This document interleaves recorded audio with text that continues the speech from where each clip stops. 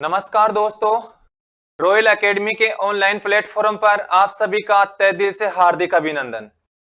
जैसे दोस्तों अपन ने पीछे वाली क्लास में पढ़ा था इलेक्ट्रिसिटी के बारे में, अपना जो सिलसिला जारी था उसी को अपन आगे बढ़ाते रहेंगे।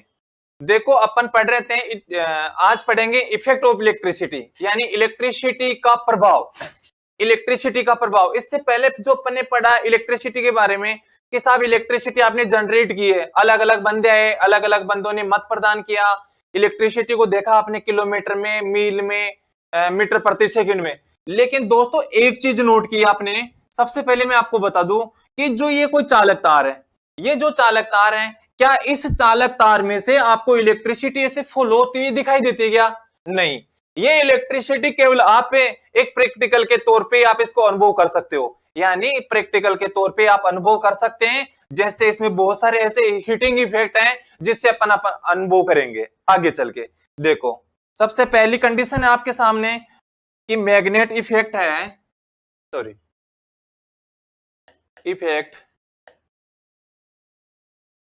इफेक्ट ऑफ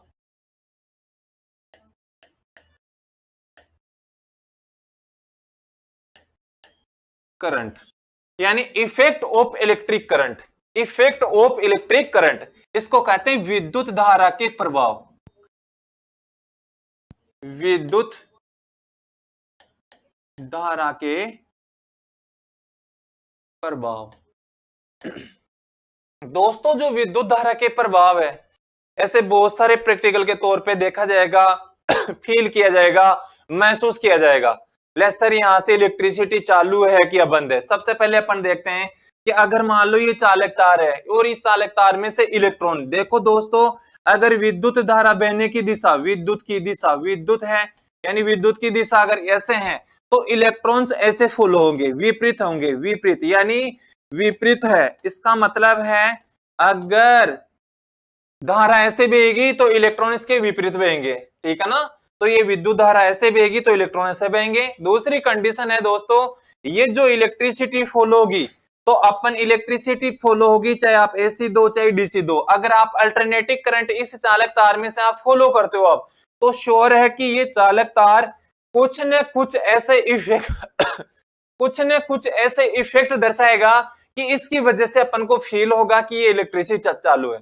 लेकिन दोस्तों अपन ये नहीं बता सकते हैं कि ये 11,000 वोल्टेज है, 11,000 वोल्टेज फॉलो हो रहा है, या हो सकता है 400 वोल्टेज फॉलो हो सकता है, ठीक है ना। ये केवल अपन इसके इफेक्ट से फील करेंगे, क्योंकि दोस्तों दूसरी सिचुएशन आपके सामने ये है कि जो ये इलेक्ट्रिसिटी फॉलो होगी, लेकिन इलेक्ट्रिसिटी के बारे में बता दूं, अगर मान लो करंट इस दिशा में फॉलो हो रहा है तो क्या आपके कहने से हो सकता है कि इस दिशा में फॉलो? नहीं, हो सकता है इधर भी वो हो या हो सकता है इधर भी हो। अगर मान लो आपके खेत से कोई लाइन गुजर रही है, अगर मान लेते हैं आपके खेत से ये लाइन गुजर रही है, अगर ये लाइन के बारे में पूछा जाए कि सर ये लाइन में करंट इधर से फॉलो हो रहा है या करंट इधर से आ रहा है, इसका मतलब है करंट इधर से आ रहा है या करंट इधर से आ रहा है, ठीक है ना। ये जो सप्लाई है वो इधर से आएगी या इधर से आएगी, ठीक है ना। तो अपन इसका कैसे फील होगा या कैसे महसूस होगा, या अपने पास ऐसा कौन सा डिवाइस है जो अपन को बता देगा कि ये करंट इधर से फॉलो हो रहा है? एक मीटर आता है जिसको कहा जाता है टेंजेंटो गैल्वेनोमीटर। कौन सा है दोस्तों? टेंजेंटो गैल्वेनोमीटर। ये क्या करता है, विद्युत की उपस्थिति के साथ साथ इसकी दिशा भी दर्शा देता है। विद्युत की उपस्थिति के साथ साथ इसकी दिशा भी दर्शा देता है। कौन? टेंजेंटो गैल्वेनोमीटर। लेकिन केवल अगर उपस्थिति की देखा जाए तो एक मैग्नेट नीडल, क्या आती है? मैग्नेट नीडल, इसको बोलते हैं चुंबकीय सुई। और जैसे आप चुंबकीय सुई को अगर किसी धारावाही चालक तार के पास लेके जाओगे, तो ये धारावाही चालक के पास लेके जाओगे तो ये मैग्नेट ऐसे, ये मैग्नेट नीडल ऐसे ही लेगी, इसका मतलब है सप्लाई चालू है। श्योर है? अब देखते हैं, अपन पहला प्रभाव देखते हैं आज। सबसे पहले हैं, देखो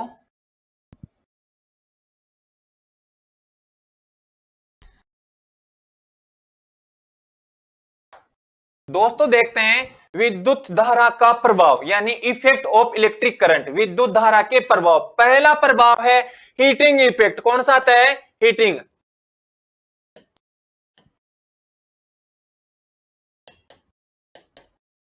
हीटिंग इफेक्ट, इसको कहा जाता है ऊष्मीय प्रभाव। क्या कहा जाता है? ऊष्मीय प्रभाव। दोस्तों क्या कहा जाता है? ऊष्मीय प्रभाव। क्या कहा जाता है? ऊष्मीय प्रभाव। हीटिंग इफेक्ट, ऊष्मीय प्रभाव। क्या ये ऊष्मीय प्रभाव? सबसे पहले देखो, इस प्रभाव को देखने वाला या प्रतिपादन करने वाला बंदा कौन था? सबसे पहले देखो, ऊष्मीय प्रभाव का प्रतिपादन जूल नामक वैज्ञानिक ने किया। किसने किया? ऊष्मीय प्रभाव का प्रतिपादन जूल ने किया। और कैसे? देखो, सबसे पहली सिचुएशन बता दूं मैं आपको, ऊष्मीय प्रभाव की प्रतिपादन, ऊष्मीय प्रभाव का प्रतिपादन किसने किया? जूल ने। ऊष्मीय प्रभाव का प्रतिपादन किसने किया? जूल नामक वैज्ञानिक ने ऊष्मीय सिद्धांत का प्रतिपादन किया और कहा कि प्रत्येक चालक, क्या है ये हीटिंग इफेक्ट? क्या है? प्रत्येक चालक अपनी संरचना के अनुसार अपने में से बहने वाली धारा का कम या अधिक विरोध करे, जिसके फलस्वरूप वो चालक तार क्या करेगा? गर्म होगा, और गर्म होते ये विद्युत धारा का ऊष्मीय प्रभाव है। सॉरी दोस्तों, देखो, प्रत्येक चालक अपनी संरचना के अनुसार, अपनी संरचना के अनुसार यानी आकार के अनुसार की बात कर रहा है, अनुसार। प्रत्येक चालक अपनी संरचना के अनुसार अपने में से बहने वाली धारा, अपने में से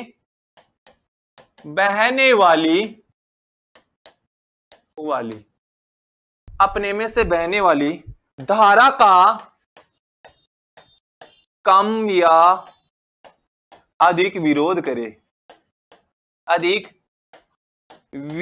करे।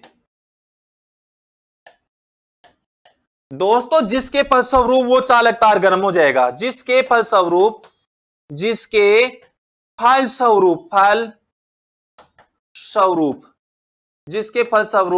वह चालक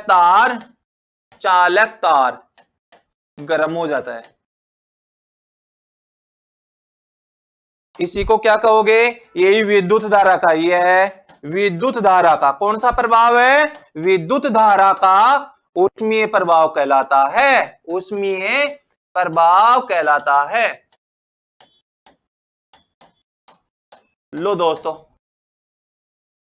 ये देखो, सबसे पहले आप इफेक्ट को, इसको देखते हैं, हीटिंग इफेक्ट को। यानी हीटिंग इफेक्ट क्या है? ऊष्मीय प्रभाव है। क्या ये ऊष्मीय प्रभाव का प्रतिपादन किसने किया? सर्वप्रथम जूल नामक वैज्ञानिक ने ऊष्मीय सिद्धांत का प्रतिपादन किया और कहा कि प्रत्येक चालक अपनी संरचना के अनुसार अपने में से बहने वाली धारा का कम या अधिक विरोध करे, जिसके फलस्वरूप वो चालक तार क्या हो जाता है? गर्म हो जाता है दोस्तों। और यही क्या है? विद्युत धारा का ऊष्मीय प्रभाव कहलाता है। और ऊष्मीय प्रभाव कहलाता है। देखो दोस्तों, सबसे पहले कंडीशन मैं कहूं, बताऊं आपको, आपने कहा कि प्रत्येक चालक, तो देखो, या तो आप क्या करते हो? मोटा तार लेते हो। अब ये जो तार है, इसका मतलब है तार। अब इसकी लंबाई क्या है? 5 सेंटीमीटर है, ठीक है ना? और पतला, अगर इसी चालक तार को अगर मैं लंबाई बढ़ा दूं और पतला कर दूं तो ये क्या है? मोटा है और ये पतला है। तो मोटे तार का क्या है? आर कम होगा और पतले तार का क्या होगा? आर ज्यादा होगा दोस्तों।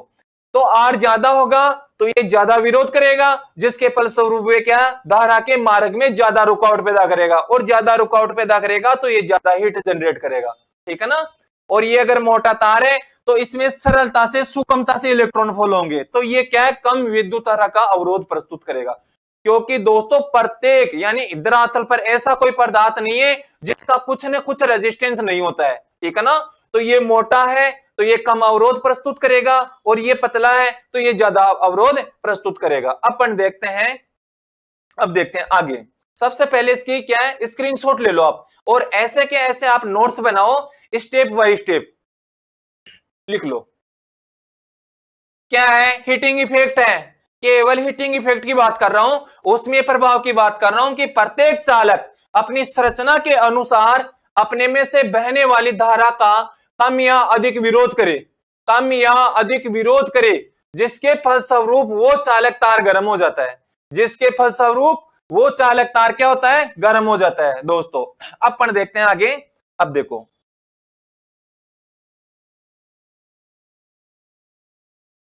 अब अपन आगे देखते हैं। देखो दोस्तों, अगर इसी में अगर क्वेश्चन निकालना बताऊं मैं आपको, सबसे पहली सिचुएशन आपके सामने है, सबसे पहली सिचुएशन आपके सामने है कि दोस्तों आपने पढ़ा है हीटिंग इफेक्ट, और हीटिंग इफेक्ट में आपने देखा है कि अगर इस उष्मीय प्रभाव को आपने कहां देखा, उष्मीय प्रभाव को आपने देखा सबसे पहले हीटर में। कहां देखा, हीटर। उष्मीय प्रभाव को कहां देखा आपने, हीटर में। दूसरी कंडीशन है दोस्तों, लैंप में भी ये प्रभाव दिखाई देगा आपको। तीसरी सिचुएशन है आपके सामने, कहां कहां देख सकते हो, विद्युत प्रेस में। कहां देखोगे, विद्युत प्रेस। लो दोस्तों, इस प्रभाव को आपने हीटर में भी देखा है, लैंप में भी देखा है, और विद्युत प्रेस में भी देखा। दोस्तों सबसे पहली सिचुएशन है जो हीटर है, इसका मतलब है हीटर में, यहां लिख के बताता हूं आपको, हीटर। और हीटर का जो हीटिंग एलिमेंट बनाते हो आप, हीटर का हीटिंग एलिमेंट किसका बनाते हो आप, हीटिंग एलिमेंट, हीटिंग एलिमेंट। दोस्तों इस एग्जांपल से कम आप 10 क्वेश्चन निकाल के बता दूंगा मैं आपको कि कहां से आपको क्वेश्चन उठा उठा के लाके रख दूंगा आपके सामने। सबसे पहले देखो, हीटिंग इफेक्ट की बात करता हूं, तो हीटिंग इफेक्ट में आपने लिया हीटर, और हीटर का जो हीटिंग एलिमेंट बना होता है वो किसका बना होता है, नाइक्रोम का। दोस्तों किसका बना होता है, नाइक्रोम, नाइक्रोम। और जो नाइक्रोम है, हीटिंग एलिमेंट बनाने के लिए आपको एग्जाम में क्वेश्चन पूछेगा कि हीटिंग एलिमेंट बनाने के लिए किस धातु का उपयोग किया जाता है, तो आपको बताना है नाइक्रोम का। दोस्तों नाइक्रोम है, और नाइक्रोम का जो गलनांक है, अगर मैं बात करूं गलनांक की, कितना है, 1400 डिग्री सेंटीग्रेड। गलनांक किसमें आता है, डिग्री सेंटीग्रेड में, और नाइक्रोम का गलनांक कितना होगा, 1400 डिग्री सेंटीग्रेड। अब देखो, अगर 1400 डिग्री सेंटीग्रेड है, 1400 डिग्री सेंटीग्रेड है, अगर मैं बात करूं ताप गुणांक की, बोले सर ताप गुणांक क्या है, ताप गुणांक। दोस्तों नाइक्रोम का ताप गुणांक कितना होता है, 0.00014 प्रति डिग्री सेंटीग्रेड। ताप गुणांक सदैव प्रति डिग्री सेंटीग्रेड में आएगा, किसमें आएगा, ताप गुणांक डिग्री सेंटीग्रेड में, और गलनांक केवल क्या आएगा, डिग्री सेंटीग्रेड में। ताप गुणांक प्रति डिग्री सेंटीग्रेड और गलनांक डिग्री सेंटीग्रेड। देखो दूसरी कंडीशन बता दूं दोस्तों मैं आपको, अगर ये नाइक्रोम बनाया आपने, तो नाइक्रोम में कौन कौन से आपने तत्वों का महत्वपूर्ण योगदान रखा है। सबसे पहले देखो कौन कौन से हैं, जैसे आपको मैं चालकों के नाम बताता हूं, चालकों में से आप चूज कर सकते हो कि इस पदार्थ से, जैसे चांदी है, तांबा है, सोना, एल्यूमिनियम, जस्ता, टिन, सीसा, पारा, निकिल। देखो दोस्तों पहला वर्ड आएगा निकिल, क्या है, निकिल, और प्लस क्रोमियम। ये दोस्तों दो पदार्थ है, और दोनों पदार्थों का भी आपने मिश्रण, निकिल की मात्रा लिया आपने कितनी, 80%। निकिल कितना लिया आपने, 80%। 80% तो दोस्तों इसमें निकिल होगा, और 20% इसमें क्रोमियम होगा। 80% नाइक्रोम में निकिल पाया जाएगा, और 20% क्या है, क्रोमियम। दूसरी सिचुएशन, शानदार क्वेश्चन बता रहा हूं मैं आपको, अगर आपको एग्जाम में पूछ लिया जाए, एग्जाम में पूछ लिया जाए कि नाइक्रोम की तापीय चालकता कितनी होती है, नाइक्रोम की दोस्तों तापीय चालकता, देखो तापीय चालकता, तापीय चालकता कितनी होती है, सोच के बताओ मेरे को। तापीय चालकता 11.3 WM/K, यानी -1 ये है। अगर तापीय चालकता की बात करें, बोले नाइक्रोम की तापीय चालकता कितनी होती है, तो 11.3 बताना आपको, क्या है 11.3। सेकंड बात आती है, अगर मैं कहूं नाइक्रोम, अगर मैं आपको कहूं नाइक्रोम, तो सबसे पहले देखो, अगर आप नाइक्रोम पर चलते हो, आप देखो दोस्तों नाइक्रोम में क्या लिया, निकिल, और जो निकिल का गलनांक कितना होता है, अगर मैं गलनांक की बात करूं, गलनांक कितना होगा,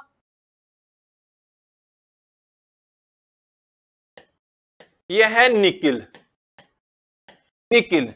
अब निकिल में गणना कितना है, अगर पूछे जाए कि गणना कितना है, 1453 डिग्री सेंटीग्रेड। कितना होता है? 1453 डिग्री सेंटीग्रेड। अगर दोस्तों टेम्परेचर यानी ताप गुणांक की बात करें, ताप गुणांक की बात करें, बात किसकी करें?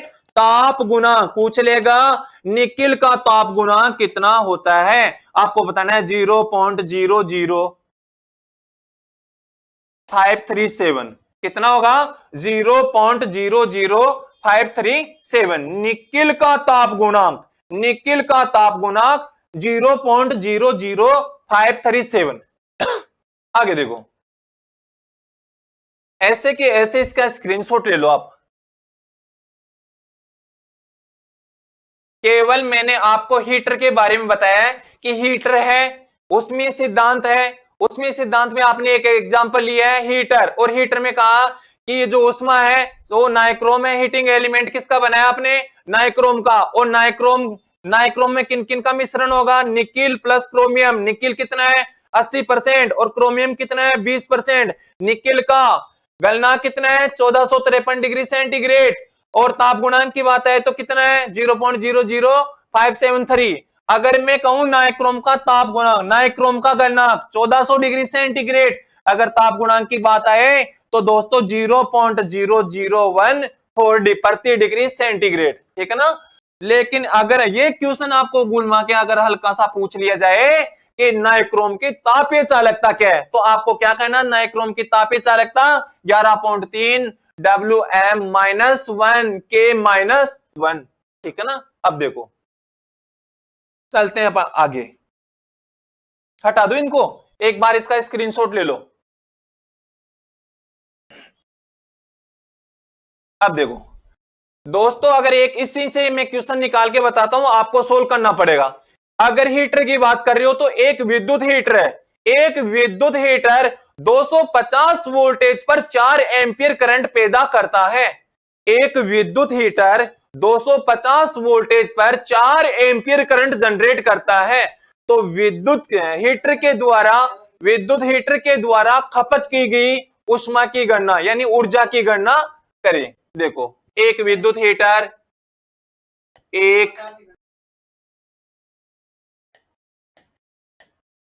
एक 250, एक विद्युत हीटर 250 वोल्टेज पर, एक विद्युत हीटर 250 वोल्टेज पर 4 एंपियर,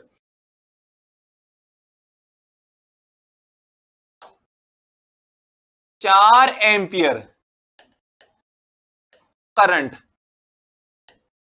पैदा करता है। कितना कर रहा है? एक्चुअल में दोस्तों ये पैदा नहीं करता है, ये खपत करता है। लेकिन आपको एग्जामिनर ऐसे ऐसे वर्ड देके कंफ्यूज करेगा। ठीक है ना? एक विद्युत हीटर 250 वोल्टेज पर 4 एंपियर करंट पैदा करता है। तो बताओ, विद्युत हीटर के द्वारा, विद्युत हीटर के द्वारा कुल खपत की गई शक्ति की गणना करे, शक्ति की गणना करे। यह है दोस्तों आपके सामने क्वेश्चन। एक विद्युत हीटर है और 250 वोल्टेज पर 4 एंपियर करंट जनरेट कर रहा है। तो बताओ विद्युत हीटर के द्वारा कुल खपत की गई पावर की गणना करके बताओ। दोस्तों आपको मालूम है पावर, और पावर हमेशा वाट में आती है, पावर हमेशा वाट में व्यक्त की जाती है। तो P बराबर क्या होता है? V इंटू आई। अगर मैं बात करूं डीसी सर्किटों की, तो दोस्तों डीसी सर्किटों में क्या होगा? केवल होगा V अपॉन आई, यानी वोल्टेज को करंट से मल्टीप्लाई कर दो, पावर आ जाएगी आपके सामने। क्या आ जाएगी? पावर। अब देखो, ऐसे भी हो सकता है P बराबर V into I into cos phi. यह है दोस्तों ऐसी सर्किटों में, अगर ऐसी सर्किटों की अगर पावर ज्ञात करते हो तो V into I into cos phi. Cos phi के बारे में भी मैं हल्का सा बता देता हूं दोस्तों। ये जो कोस फाई है उसको कहा जाता है शक्ति गुणांक, और शक्ति गुणांक होता है कोस फाई बराबर आर अपॉन जेड, ऐसे दर्शाते हो। कोस फाई बराबर क्या होता है? आर अपॉन जेड, और कोस फाई होता है क्या है? शक्ति गुणांक। और शक्ति गुणांक का अधिकतम मान इकाई माना जाता है, इकाई, इकाई यानी यूनिट। क्या माना जाता है? यूनिटी। दोस्तों ऐसी मशीनों में पावर फैक्टर कोस फाई किस पर निर्भर करता है? लोड करंट पर। किस पर निर्भर करता है? लोड करंट पर निर्भर करता है। दोस्तों कोस फाई है वो लोड करंट पर निर्भर करता है, और कोस फाई का अधिकतम मान कितना होता है? इकाई। और कोस फाई की गणना करते तो आर अपॉन जेड आ जाता है। ठीक है ना? अब देखते हैं आगे। ये केवल मैं हल्की सी जानकारी बताया मैंने, क्यों? क्योंकि आपके सामने कोस फाई का अस्तित्व है। अब देखो,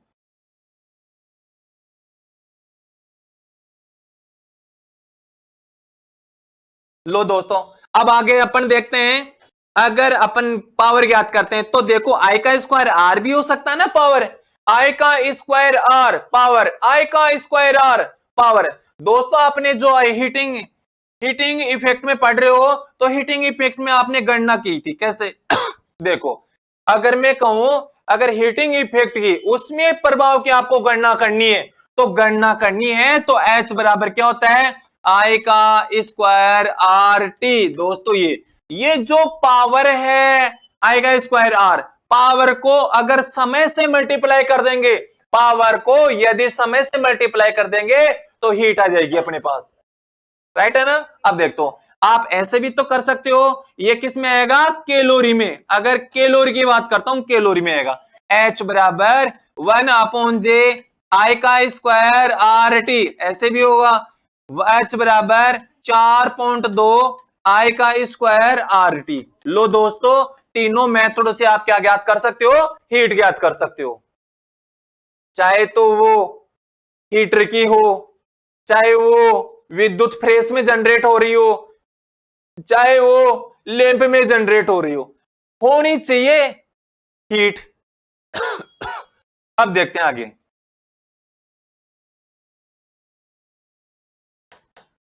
दोस्तों देखो पावर है V इंटू आई, ये V इंटू आई है केवल डीसी सर्किट के लिए। V इंटू आई है क्या है? केवल डीसी सर्किट के लिए। अगर ऐसे की बात करूं मैं तो ऐसे में क्या है? V इंटू आई इंटू कोस पाई। क्या है? V इंटू आई इंटू कोस पाई। अगर बात करें पावर की तो आप ऐसे भी कर सकते हो आई का स्क्वायर आर, आई का square R power. W upon TB power हो सकती है, W अपॉन टीबी पावर हो सकती है, और पावर बराबर क्या हो सकती है? F into S upon TB power हो सकती है। बोले फोर्स या फोर्स इंटू विस्थापन अपॉन समय। फोर्स यानी बल, एस का मतलब होता है विस्थापन। किसी वस्तु को एक स्थान से पीछे से अगर फोर्स लगाते हो तो वस्तु का स्थान परिवर्तित हो जाता है ना? तो फोर्स इंटू विस्थापन अपॉन समय, कह सकते हो क्या? अपॉन समय। अब आपके सामने ये सूत्र आ गए। अब सबसे पहले देखो पावर। अगर मैं कहूं पावर ज्ञात करने का V का स्क्वायर अपॉन आर, इस मेथड से भी आप पावर ज्ञात कर सकते हो। दोस्तों 5 सूत्र बताए मैंने अगर पावर ज्ञात करने के आपको, किसी भी अगर सिचुएशन के अकॉर्डिंग देख लेना कि क्वेश्चन में कौन सा रूल लागू होगा। ऐसे नहीं कि हर पांचों क्वेश्चनों से यानी हर पांचों समीकरण से आपका क्वेश्चन सोल्व होगा, नहीं, एक नियम लागू होगा। अब देखते हैं, सबसे पहले देखते हैं कि इस जो क्वेश्चन है अपने जो डिजिटल बोर्ड पे उस पे कौन सा नियम लागू होगा। सबसे पहले देखो एक विद्युत हीटर है, एक विद्युत हीटर है, कौन सा है? एक विद्युत हीटर है जो क्या कर रहा है? 250 वोल्टेज पर, 250 वोल्टेज पर कितना? 4 एंपियर। तो दोस्तों अपन देखते हैं, देखो पावर है V इंटू आई, क्या है? वोल्टेज भी है और करंट भी है, वोल्टेज भी है और करंट भी है। तो ये श्योर है, ये लग गए अपने पास, पहला ही समीकरण आ गया V इंटू आई। तो वोल्टेज का मान कितना है? 250। कितना है? 250 इंटू करंट का मान कितना है? 4। अल्लो पावर आ गई आपके सामने। की विद्युत हीटर कितनी विद्युत शक्ति की खपत करेगा, वो आपके सामने आ गई। इसको सोल्व करेंगे, 250 इंटू मल्टीप्लाई कर दो 4 से, 250 को मल्टीप्लाई करेंगे 4 से तो 25 चौका 100, 25 चौका 100, इसका मतलब है एक जीरो और बच गया अपने पास, 1000 वाट। दोस्तों ये आ गया अपने पास 1000 वाट। ये आपका विद्युत हीटर है जो क्या करेगा, 1000 वाट विद्युत शक्ति की खपत कर देगा। अगर दोस्तों इसी क्वेश्चन को आपके एग्जाम में क्वेश्चन पेपर में सेम ये का एक क्वेश्चन मिल जाए, लेकिन अगर शर्त ये बता रहा हूं कि ऑप्शन में नहीं मिले ये आंसर, ऑप्शन में ही नहीं मिले ये आंसर, तो आप क्या करोगे दोस्तों? यहां एक सिचुएशन आपके सामने ये है कि यहां वाट में दे रखी है, अगर ऑप्शन किलोवाट में मिल जाए तो क्या करोगे आप? फिर क्या करना पड़ेगा, वाट को वापस किलोवाट में चेंज करना पड़ेगा। वाट को किलोवाट में चेंज करने के लिए अपन क्या करते हैं, 1000 से डिवाइड कर देते हैं। 1000, अब वाट कितने हैं, 1000 वाट, और 1000 से डिवाइड कर दो, क्या आ गया अपने पास, 1 किलोवाट। आंसर आ गया अपने पास कितना, 1 किलोवाट। दोस्तों अगर वाट में क्वेश्चन पूछा जाए, आंसर पूछा जाए, तो आपको बताना 1000 वाट, और अगर किलोवाट में पूछा जाए तो 1 किलोवाट। लो ऐसे कैसे, इसको नोट्स में ऐसे कैसे ताड़ना है, ताकि सबसे सरल तरीका बता रहा हूं याद करने का। ले लो इसकी स्क्रीनशॉट।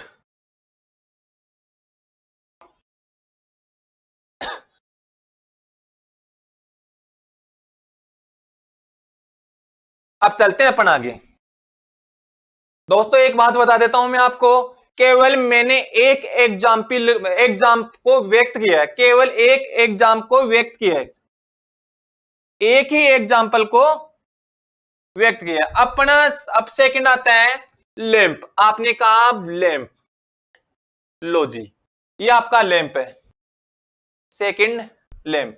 अगर मैं लैंप की बात करूं आपको, लैंप सबसे पहले देखो आप कि ये लैंप है, किसने कहा था ये लैंप है, डेविस स्वान थॉमसन एडिसन। डेविस स्वान थॉमसन एडिसन 1878 में, किसने कहा, डेविस स्वान थॉमसन एडिसन ने 1878 में कहा, बोले सर ये लैंप है। क्या कहा, बोले सर ये लैंप है। अब देखो दोस्तों, लैंप की खोज किसने की, खोज डेविस स्वान थॉमसन एडिसन।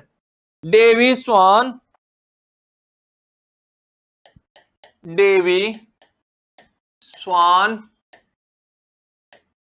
थॉमसन एडिसन कब की, 1878 में। लैंप की खोज डेविस स्वान थॉमसन एडिसन ने 1878 में की।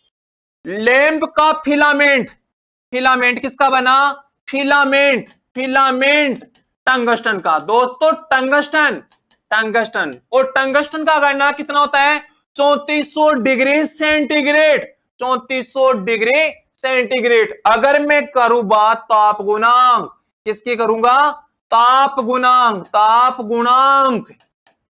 और ताप गुणांक कितना है टंगस्टन का, 0.0051 प्रति डिग्री सेंटीग्रेड। कितना है, 0.0051 प्रति डिग्री सेंटीग्रेड। ताप गुणांक की बात करें, गलनांक की बात करें, ठीक है ना।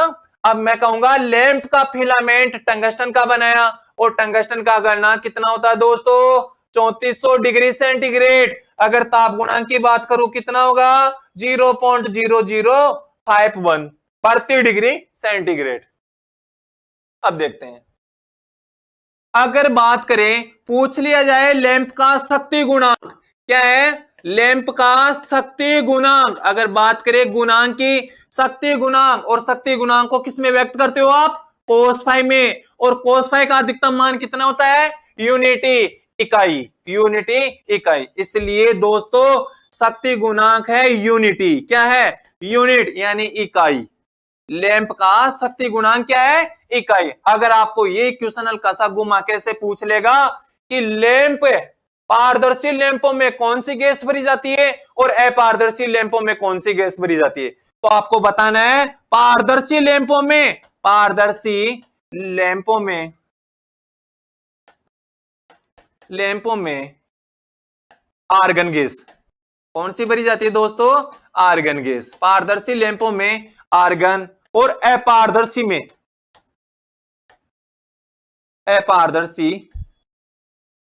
लैंपों में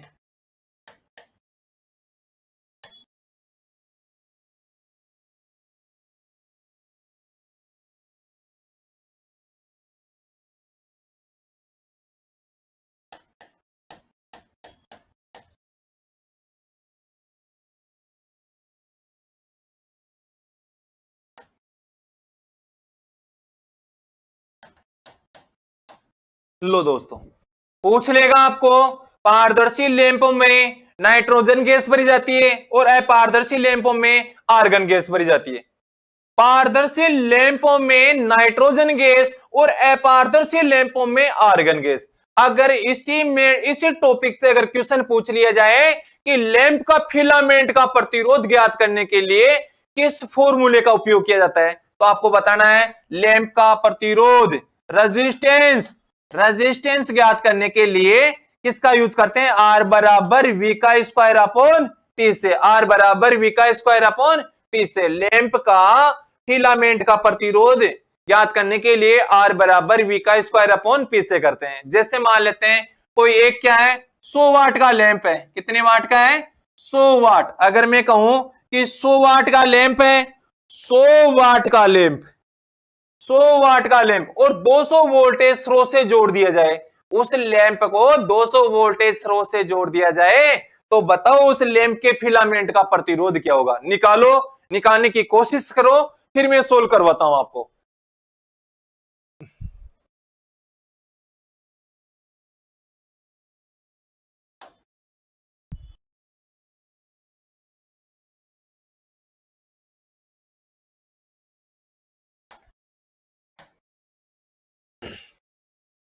100 वाट का लैंप है और 200 वोल्टेज स्रोत से संयोजित कर दिया जाए तो लैंप के फिलामेंट का प्रतिरोध ज्ञात करके बताओ। दोस्तों अपन करते हैं, ये सूत्र मैंने अभी आपको बताया। अगर फिलामेंट का प्रतिरोध अपन को टेस्ट करना है, अगर फिलामेंट का प्रतिरोध अपन को टेस्ट करना है तो अपन सूत्र यूज करेंगे आर बराबर वी का स्क्वायर अपॉन पी। इसका मतलब क्या है दोस्तों? पावर और वोल्टेज, बात दो की है, पावर और वोल्टेज। इसका मतलब क्या है?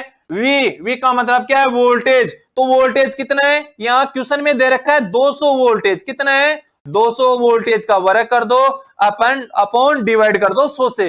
इसका मतलब है 200 का वर्ग कितना किया हुआ? 40,000। कितना हो गया? 40,000।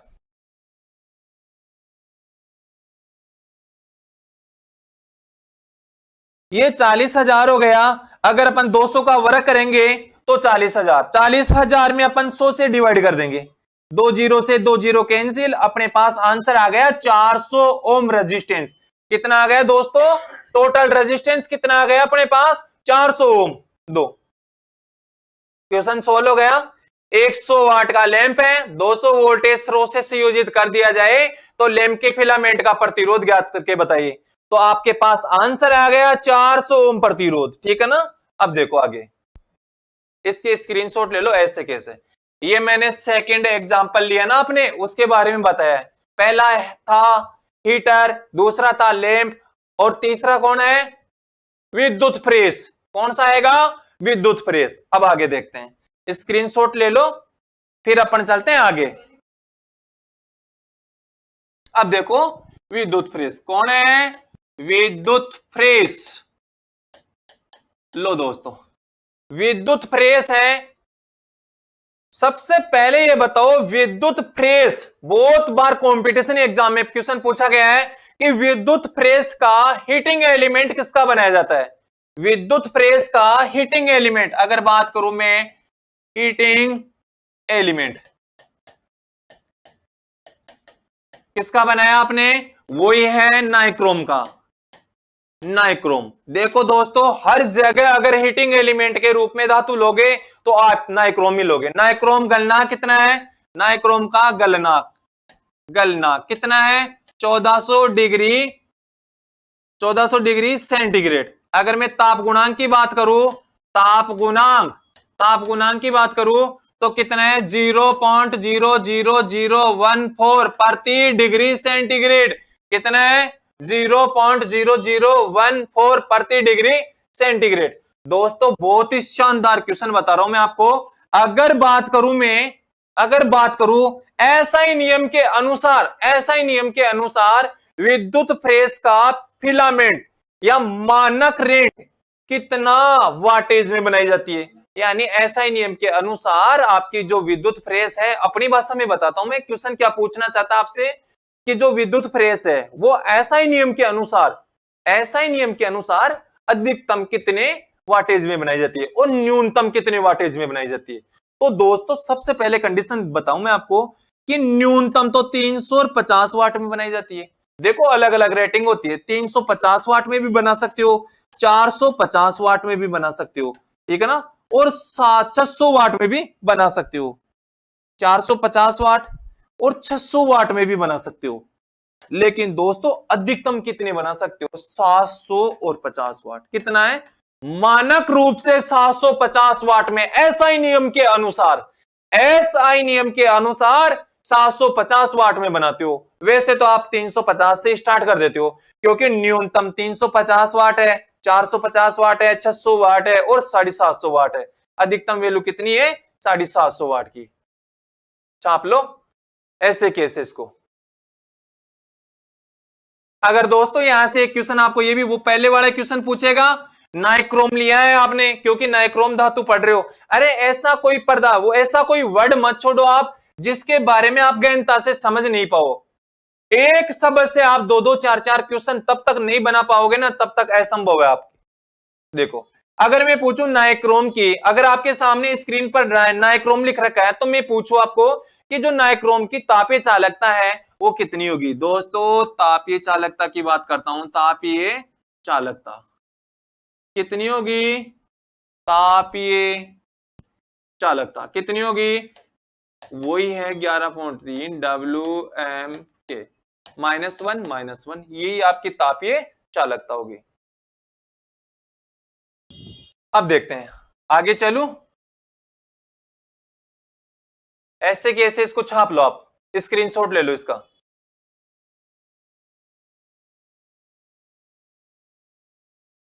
अब अपन आगे चलते हैं। पढ़ रहे हो आप हीटिंग इफेक्ट, अभी तक कंप्लीट नहीं हुआ अपना। हीटिंग इफेक्ट में ऐसे बहुत सारे मैं आपको कारक निकाल के बताऊंगा कि देखो सबसे पहले देखो हीटिंग इफेक्ट का प्रतिपादन किसने किया? जूल ने। और कहा कि अगर मैं इसकी गणना करूंगा, गणना करना, उसमें प्रभाव की गणना करना, उसमें प्रभाव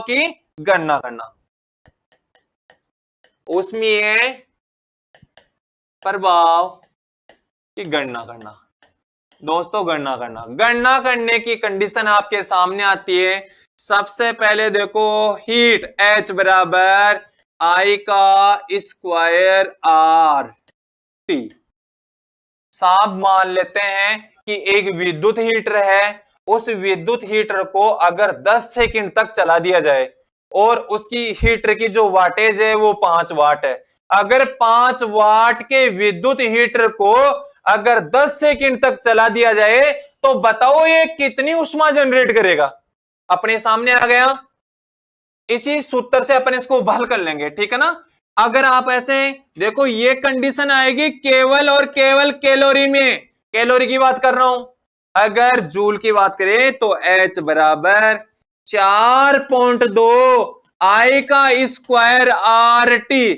दोस्तों ये I का स्क्वायर R क्या है? I का स्क्वायर R, ये आपने पावर बताया था कि I का स्क्वायर R होता है सर, ये पावर, और ये पावर है और ये पावर ये अभी आ गई। इसका मतलब है कि पावर को अगर समय से मल्टीप्लाई कर दोगे तो आपके सामने हीट आ जाएगी।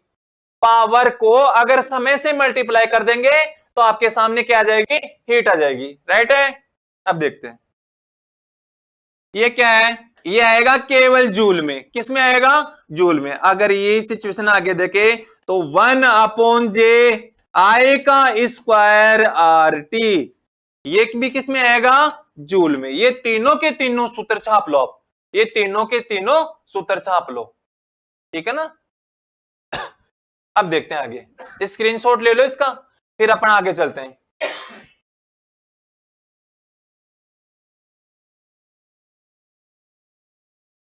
अब देखो दोस्तों, अपना ये क्या है, हीटिंग इफेक्ट कंप्लीट हो गया। अब इसके बाद में आता है कौन, इसके बाद में आएगा मैग्नेट इफेक्ट। मैग्नेट इफेक्ट जिसको कहते हैं आप चुंबकीय प्रभाव।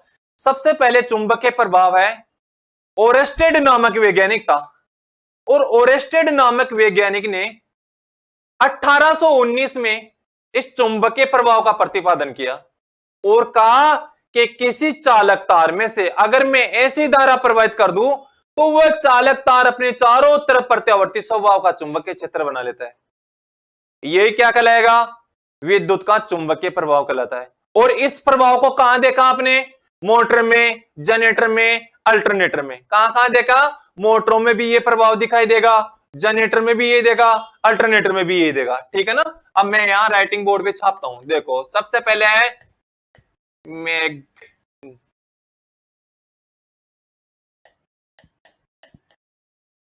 Magnetic effect.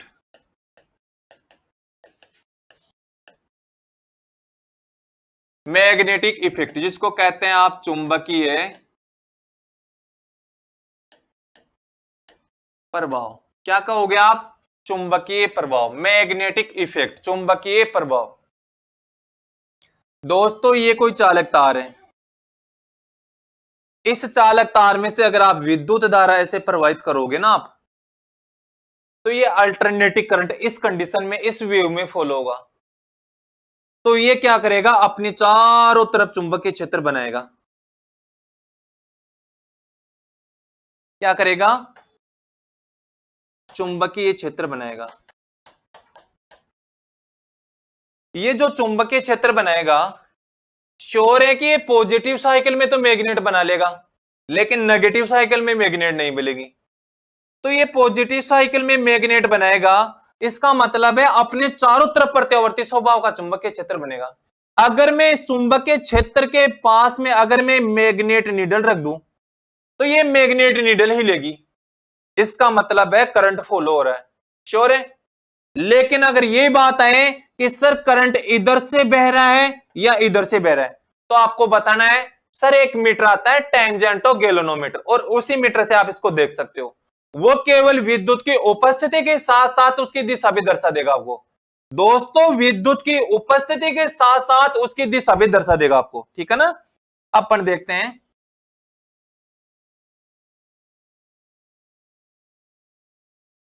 किसी चालक तार में से, देखो सबसे पहले देखो चुंबकीय प्रभाव का प्रतिपादन, चुंबकीय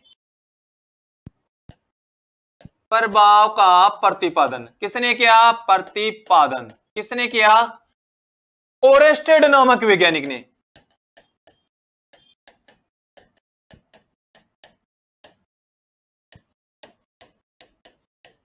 कौन है, ओरेस्टेड ने। कब किया, 1819 में। कब किया, 1819 में। कहा कि सर ये जो चुंबक है वो इस हिसाब से फुल होगी, यानी अपने चारों तरफ ऐसे ऐसे अपना एरिया कवर करेगी। तो क्या है, चुंबकीय प्रभाव का प्रतिपादन सर्वप्रथम ओरेस्टेड नामक वैज्ञानिक ने 1819 में किया, और कहा प्रत्येक किसी चालक तार में से, किसी चालक तार में से, चालक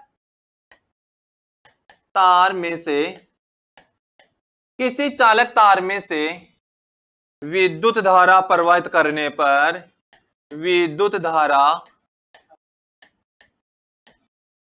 प्रवाहित करने पर, किसी चालक तार में से विद्युत धारा प्रवाहित करने पर वह चालक तार, वह चालक, वह चालक तार अपने चारों ओर, अपने चारों ओर, अपने चारों ओर प्रत्यावर्ती स्वभाव का चुंबकीय क्षेत्र स्थापित करता है।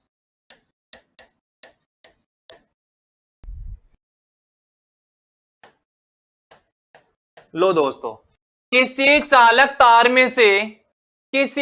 तार में से अगर आप विद्युत धारा प्रवाहित करते हैं तो वह चालक तार अपने चारों ओर प्रत्यावर्ती स्वभाव का चुंबकीय क्षेत्र बनाता है। और ये क्या कहलाएगा? विद्युत धारा का चुंबकीय प्रभाव। यह है विद्युत धारा का चुंबकीय प्रभाव कहलाता है। चुंबकीय प्रभाव कहलाता है, ये कहलाता है, यह विद्युत धारा का चुंबकीय प्रभाव कहलाता है। दोस्तों देखते हैं आप क्या देख रहे हो? मैग्नेट इफेक्ट, चुंबकीय प्रभाव। कहां देखा आपने? चुंबकीय प्रभाव का सर्वप्रथम प्रतिपादन किसने किया? ओरेस्टेड नामक वैज्ञानिक। किसने किया? ओरेस्टेड नामक वैज्ञानिक ने। और कब किया? 1819 में। ओरेस्टेड नामक वैज्ञानिक ने चुंबकीय प्रभाव का प्रतिपादन किया 1819 में। और कहा किसी चालक तार में से अगर मैं ऐसी धारा प्रवाहित करता हूं तो वो चालक तार अपने चारों ओर प्रत्यावर्ती स्वभाव का चुंबकीय क्षेत्र स्थापित करता है। और ये क्या कहलाएगा दोस्तों? विद्युत धारा का चुंबकीय प्रभाव। क्या कहलाता है? विद्युत धारा का चुंबकीय प्रभाव। इसी प्रभाव को कहां देखा आपने? मोटर। कहां देखा? यह प्रभाव मोटर में देखा क्या? Motor, generator, alternator,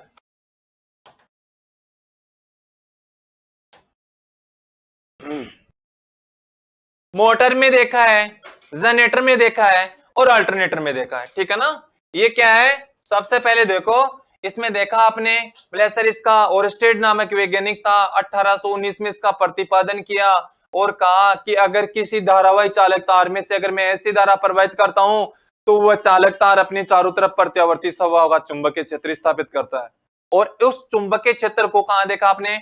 magnet needle से। जब उस चालक तार के पास में आप मैग्नेट नीडल लेके जाओगे तो मैग्नेट नीडल हिलने लगेगी। श्योर है? और उसका अगर दिशा देखना चाहते हो, उपस्थिति और दिशा दोनों देखना चाहते हो, तो आपको लेना है टेंजेंटो गैल्वेनोमीटर। क्या लेना है आपको? टेंजेंटो गैल्वेनोमीटर। और ये जो विद्युत धारा का उसमें चुंबकीय प्रभाव कहलाता है। और इस प्रभाव को यहां आपने देखा है। अब देखते हैं ऐसा क्या। ऐसा इसका स्क्रीनशॉट ले लो एक बार।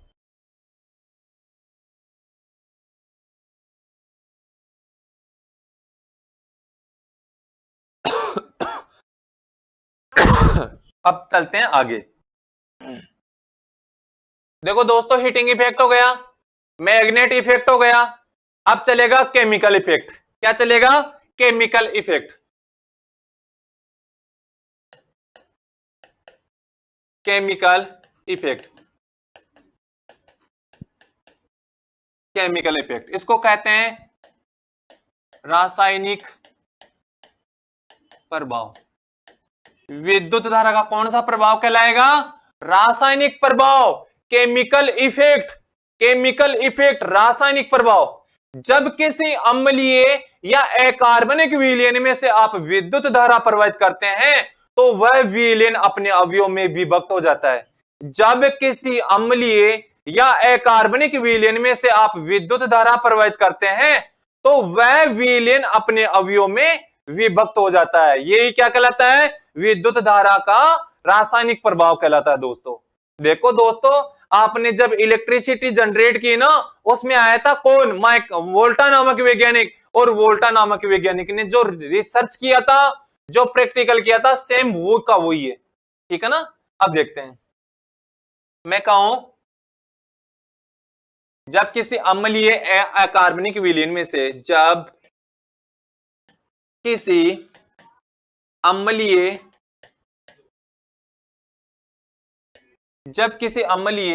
या अकार्बनिक विलयन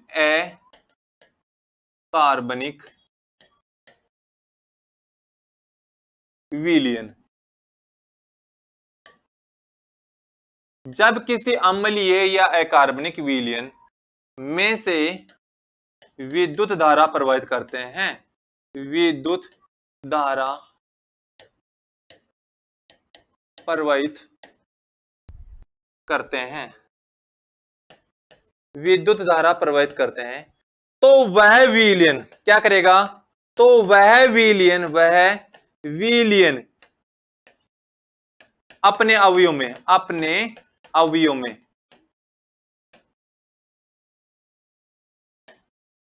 विभक्त होता है। विभक्त का मतलब है टूटना, विभक्त होता है। कैसे, जैसे H2SO4 equal to 2H plus SO4 minus, plus और माइनस, ऐसे। जब किसी अम्लीय या अकार्बनिक विलयन में से, जब किसी अम्लीय या अकार्बनिक विलयन में से विद्युत धारा प्रवाहित की जाती है, तो वह विलयन अपने अवयव में विभक्त हो जाता है। यह क्या कहलाता है, विद्युत धारा का रासायनिक प्रभाव कहलाता है, प्रभाव कहलाता है दोस्तों, कहलाता है। यह प्रभाव कहां देखा आपने, सेल और बैटरी में। कहां देखा, सेल और बैटरी में। कहां देखा आपने, सेल और बैटरी में।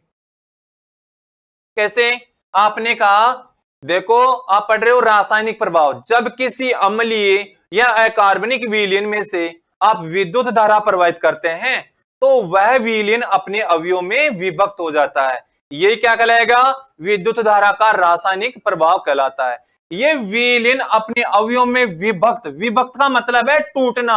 और कैसे टूटता है, जैसे इलेक्ट्रोलाइट के रूप में, इलेक्ट्रोलाइट के रूप में क्या लिया आपने, H2SO4।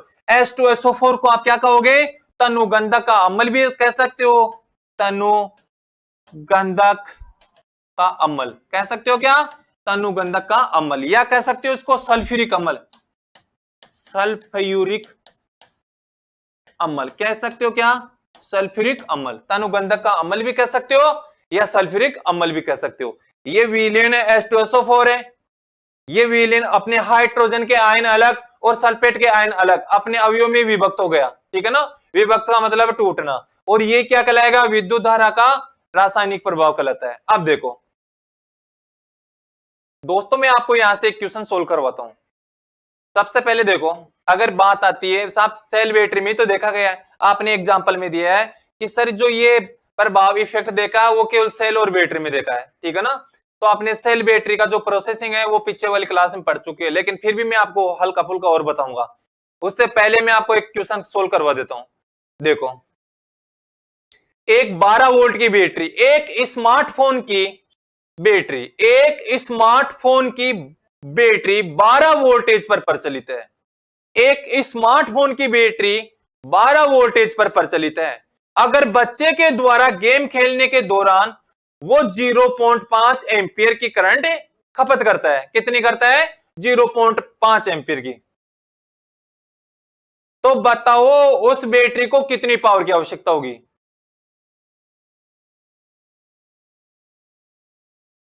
निकालो। पहले इसका एक बार स्क्रीनशॉट ले लो ऐसे कैसे, और फिर अपन आगे देखते हैं।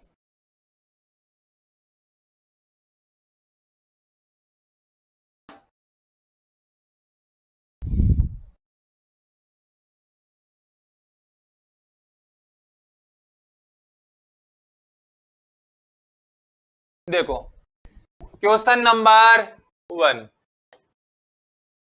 एक स्मार्टफोन की बैटरी, एक स्मार्टफोन की बैटरी,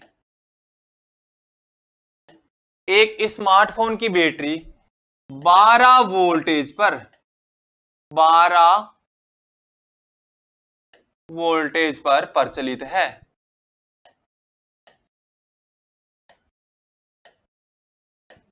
एक स्मार्टफोन की बैटरी है वो 12 वोल्टेज पर प्रचलित है। यदि बच्चे के द्वारा, यदि बच्चे के द्वारा गेम खेलने के दौरान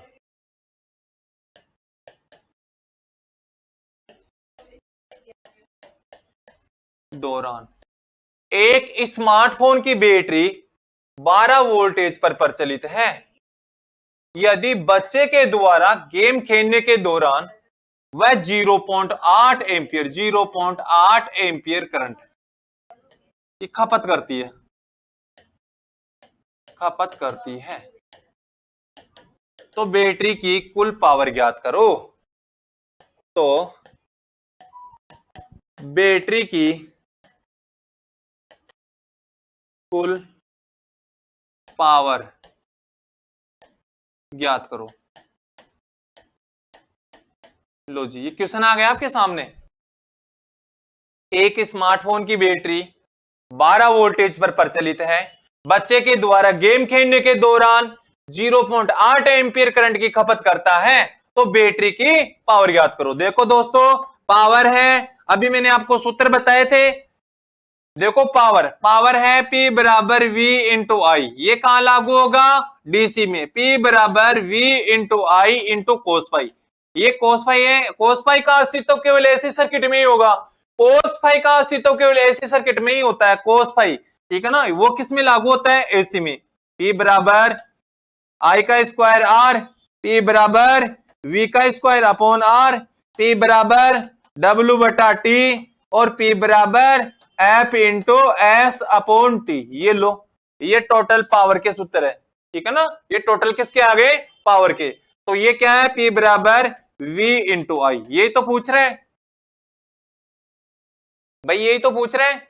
P बराबर V इंटू आई। अब देखते हैं, सबसे पहली सिचुएशन देखते हैं। अगर मैं बात करूं वोल्टेज की, तो कितना वोल्टेज है क्वेश्चन में? 12 वोल्टेज। और अगर करंट की बात किया जाए तो करंट कितनी है? 0.8 एम्पियर। यही है ना अपने पास? मतलब पावर और वोल्टेज, सॉरी वोल्टेज और करंट। तो पावर ज्ञात करनी है ना। पावर बराबर वोल्टेज कितना है? 12 वोल्टेज। कितना है? 12 वोल्टेज पर प्रचलित है। करंट कितनी ले रही है? 0.8 एम्पियर करंट की खपत कर रही है। कितनी कर रही है? 0.8 एम्पियर की करंट की खपत कर रही है। तो बताओ पावर, 12 पंजे 60, 12 छिगानी 72, 12 इंटे 96 यानी 9.6। क्या आ गया? वाट। यह आपका शानदार आंसर है, 9.6 वाट। लो जी, सबके समझ में आया होगा मेरे हिसाब से।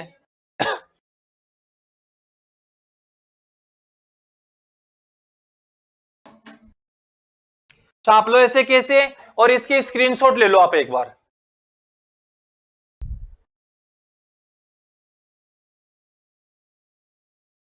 दोस्तों अगर मैं कहूं वही पहले वाला क्वेश्चन आएगा।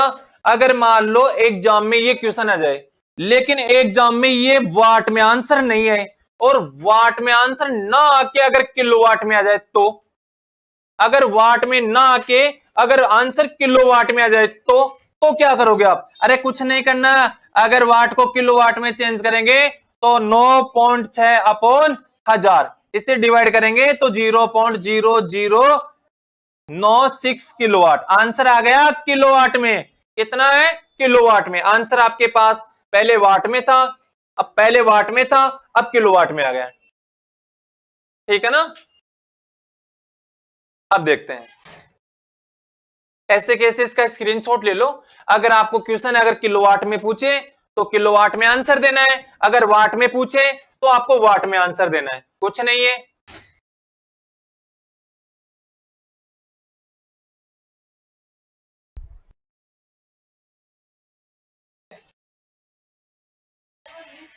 ठीक है ना? अब अपन आगे चलते हैं, अपना नया पॉइंट स्टार्ट करेंगे। अब देखो, ये स्क्रीनशॉट हो ले लिया आपने। अब देखते हैं, अब ये है, सबसे पहले देखो आपने हीटिंग इफेक्ट पढ़ा, मैग्नेट इफेक्ट पढ़ा, केमिकल इफेक्ट पढ़ा। अब पढ़ेंगे कौन सा आएगा? देखो बहुत सारे प्रभाव हैं, जैसे उष्मीय प्रभाव हो गया आपका, उष्मीय प्रभाव, चुंबकीय प्रभाव, ठीक है ना, रासायनिक प्रभाव। अब चलेगा, एक तो है किरणीय प्रभाव। कौन सा है? किरणीय प्रभाव। एक है गैस आयनीकरण प्रभाव। ये आपके दो प्रभाव और बचे, वो देख लो एक बार। ठीक है ना? अब देखो, सबसे पहले देखो किरणीय प्रभाव, रे इफेक्ट यानी किरणीय प्रभाव, किरणीय या किरण प्रभाव। एक ही बात है, ठीक है ना।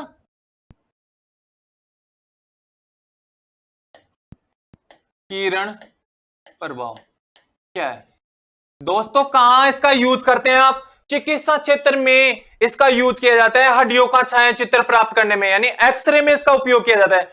उच्च मान की वोल्टेज व उच्च मान की आवर्ती अगर वायु रहित शून्य नली में से प्रवाहित कर दिया जाए तो एक विशेष प्रकार की किरण पैदा होती है। उसी को क्या कहा था आपने? किरणीय प्रभाव। और इस प्रभाव का उपयोग कहां किया आपने? चिकित्सा क्षेत्र में हड्डियों का छाया चित्र प्राप्त करने में। उच्च, देखो उच्च मान की वोल्टेज क्या है? उच्च मान की वोल्टेज, वोल्टेज व उच्च मान की आवृत्ति, उच्च मान की आवृत्ति क्या है? उच्च मान की वोल्टेज व उच्च मान की आवृत्ति अगर वायु रहित शून्य नली में से, शून्य नली में से प्रवाहित कर दी जाए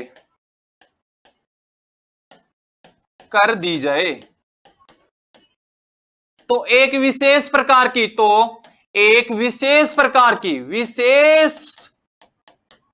की, किरण पैदा होती है। क्या होती है? किरण पैदा होती है। लो जी, ये क्या रे इफेक्ट है। उच्च मान की वोल्टेज व उच्च मान की आवर्ती अगर किसी वायु रहित शून्य नली में से प्रवाहित कर दी जाए तो एक विशेष प्रकार की किरण पैदा होती है। ये क्या कहलाता है? विद्युत का किरणीय प्रभाव कहलाता है। ये क्या कहलाता है? विद्युत का किरणीय प्रभाव कहलाता है। किरणीय प्रभाव। इसका उपयोग कहां हुआ? इसका उपयोग देखो कहां हुआ? चिकित्सा क्षेत्र में हुआ है। चिकित्सा क्षेत्र कहां? चिकित्सा क्षेत्र में हड्डियों का छाया चित्र प्राप्त करने में। छाया चित्र यानी एक्सरे में। एक्सरे ये आपका किरण प्रभाव हो गया। उच्च मान की वोल्टेज व उच्च मान की आवर्ती वायु रहित शून्य नली में से अगर प्रवाहित कर दिया जाए तो एक विशेष प्रकार की किरण पैदा होगी और इस किरण को क्या कहा आपने? किरण प्रभाव यानी रे इफेक्ट कहा है, ठीक है ना। और इसका उपयोग कहां कहा? चिकित्सा क्षेत्र में हड्डियों का छाया चित्र प्राप्त करने में इसका उपयोग किया है। ये लो स्क्रीनशॉट ले लो, ऐसा कैसा इसका।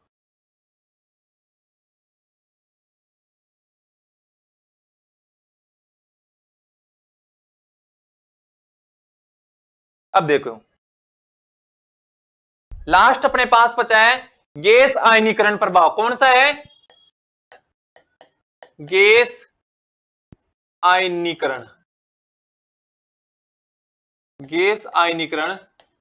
प्रभाव। ये ना गैस क्या है गैस आयनीकरण प्रभाव? किसी विसर्जन नली में भरी mercury vapour gas, sodium vapour gas अगर आदि में से अगर विद्युत धारा प्रवाहित कर दी जाए तो गैस का आयनीकरण हो जाता है। और ये क्या कहलाता है? गैस आयनीकरण। तो क्या कहोगे? किसी विसर्जन नली में भरी mercury vapour gas, sodium vapour gas आदि में से अगर आप विद्युत धारा प्रवाहित करते हैं तो वह विद्युत धारा क्या करती है? जैसे ही प्रवाहित होगा तो गैस का आयनीकरण हो जाएगा और आयनीकरण क्या कहलाएगा? गैस का आयनीकरण प्रभाव कहलाता है। इस प्रभाव को कहां देखा आपने?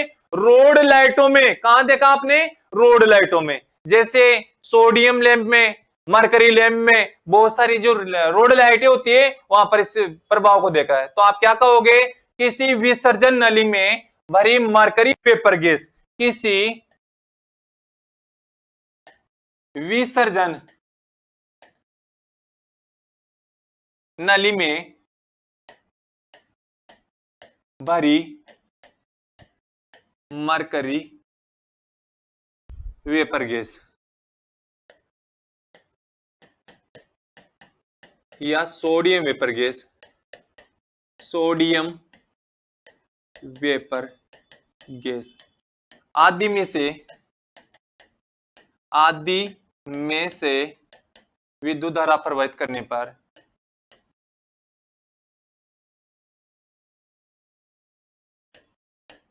धारा प्रवाहित करने पर गैस का आयनीकरण हो जाता है, गैस का आयनीकरण, आयनीकरण हो जाता है, हो जाता है, गैस का आयनीकरण हो जाता है, गैस आयनीकरण प्रभाव कहलाता है, गैस आयनीकरण प्रभाव कहलाता है, गैस आयनीकरण प्रभाव कहलाता है। कहां देखा? रोड लाइटों में, रोड लाइटों में, या कह सकते हो सोडियम, सोडियम लैंप में, सोडियम लैंपों में, मरकरी लैंपों में। लो जी, ये आपके कंप्लीट हो गए इफेक्ट, ठीक है ना। अब देखते हैं, सबसे पहले देखो आपने पढ़ा गैस आयनीकरण प्रभाव। किसी विसर्जन नली में भरी मरकरी वेपर गैस या सोडियम वेपर गैस आदि में से अगर आप विद्युत धारा प्रवाहित करते हो तो गैस का आयनीकरण हो जाता है, और यही क्या कहलाता है? विद्युत धारा का गैस आयनीकरण प्रभाव कहलाता है। इस प्रभाव को कहां देखा आपने? रोड लाइटों में, जैसे सोडियम वेपर लैंप में, मरकरी वेपर लैंप में। ठीक है दोस्तों, आप इसका स्क्रीनशॉट ले लो, और अब मिलेंगे अपन अगली नेक्स्ट क्लास में। और जो भी अगर समस्या हो वो मेरे को कमेंट बॉक्स में लिख के बताना।